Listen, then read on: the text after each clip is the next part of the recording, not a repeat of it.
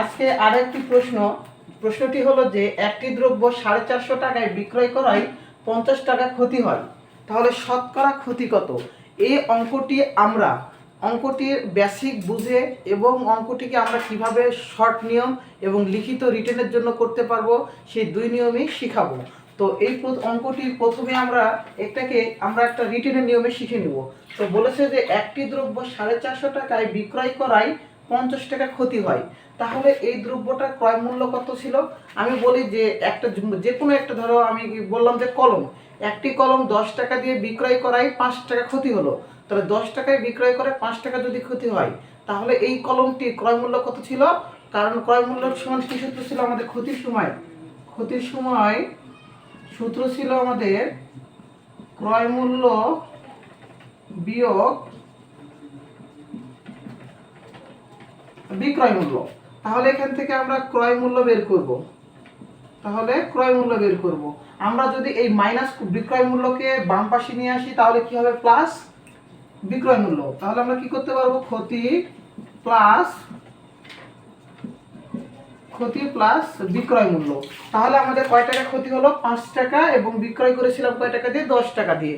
তাহলে আমাদের 5 10 15 হয়। এই অঙ্কটা এবং এই অঙ্কটা একদম সেম বেসিক দিয়ে জানতে হবে।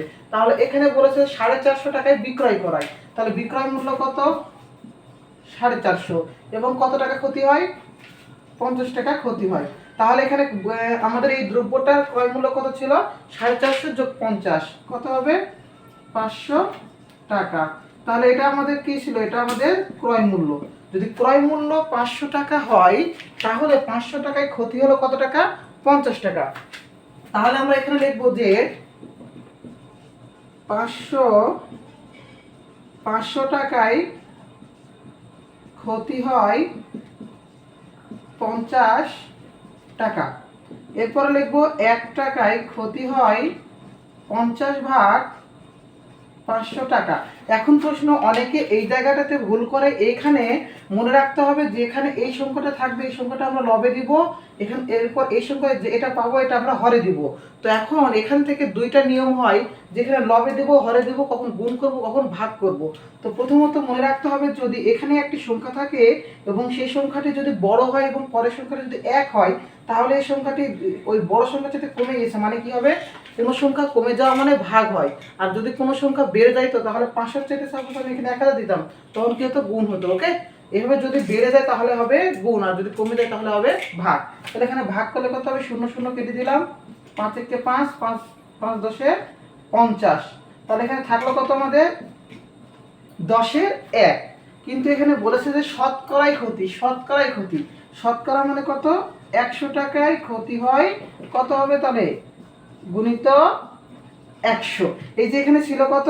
1। দেখো তো, এই যে বললাম যে 1-এর চাইতে এটা বেড়ে গেছে, বেড়ে গেলে কি বললাম? গুণ হয়, আর কমে গেলে ভাগ হয়। বেড়ে গেছে সেহেতু এটা গুণ হবে। 10 1 10, 10 10 100।